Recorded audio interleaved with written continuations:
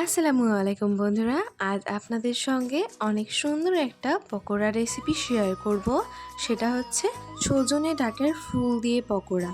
আর এটা অসাধারণ খেতে হয়, সেটা আপনারা একবার বাড়িতে না করে দেখলে একদমই বুঝতে পারবেন না। তো ভিডিওটি শেষ পর্যন্ত দেখার অনুরোধ রইল। তো দেখতেই পাচ্ছেন এখানে প্রথমেই নিয়ে নিয়েছি হচ্ছে সজনে ডাঁটার ফুল। এবার এই ফুলগুলোকে ভালোভাবে ছড়িয়ে নিব ডাঁটা থেকে, তারপরে ওগুলো ফেলে দিব আর ফুলটা শুধুমাত্র নিয়ে নিব।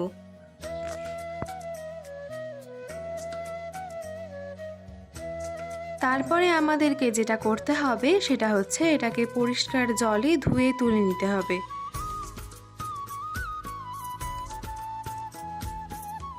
আগে থেকে একটা পাত্রে জল গরম করতে দিয়েছিলাম। সেই পরিষ্কার জলটা ভালোভাবে যখন ফুটে যাবে তখন ওর মধ্যে ওই ফুলগুলো ভালোভাবে দিয়ে দিতে হবে।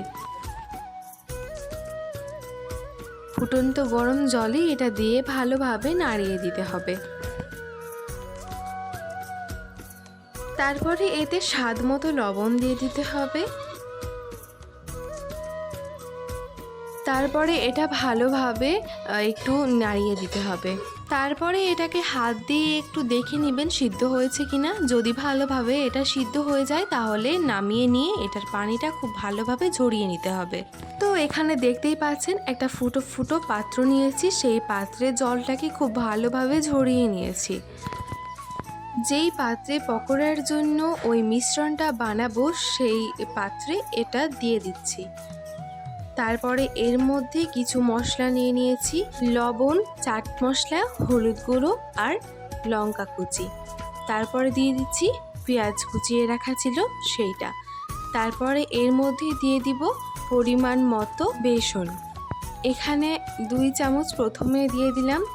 তারপরে ওটাকে ভালোভাবে মেশাবো। ও তার আগে এখানে দিয়ে দিতে হবে সামান্য পরিমাণে চালের গুঁড়ো। চালের গুঁড়োটা বলতে ভুলে গিয়েছিলাম, এখন বলে দিলাম। চালের গুঁড়োর পরিমাণটাও ওই বেসনের মতোই হবে, মানে 2 চামচ দিয়েছি। তারপরে ওটাকে ভালোভাবে মেখে নিতে হবে, দেখুন এইরকমভাবে।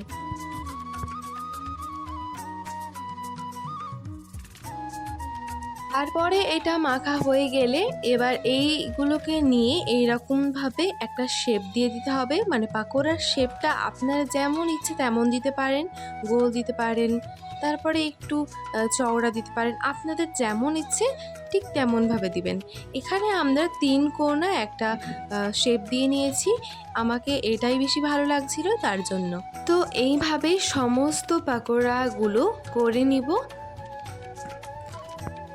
তো দেখতেই পাচ্ছেন এখানে আমাদের পকোড়ার শেপগুলো সবগুলোতেই দিয়ে দেওয়া হয়ে গিয়েছে।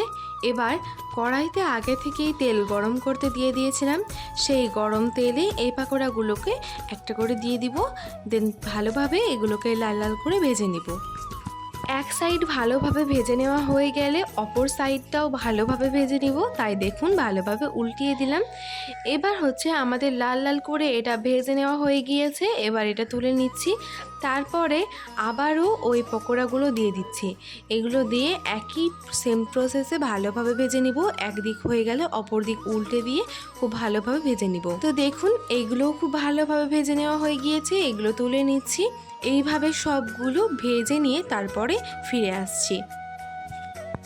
তো দেখতেই পাচ্ছেন এগুলো খুব ভালোভাবে পকোড়াগুলো ভেজে নেওয়া হয়ে গিয়েছে। আর এগুলোর কালারটা কতটা সুন্দর এসেছে সেটা তো আশা করি আমাকে আর বলে দিতে হবে না, আপনারা দেখেই বুঝতে পারছেন সেটা।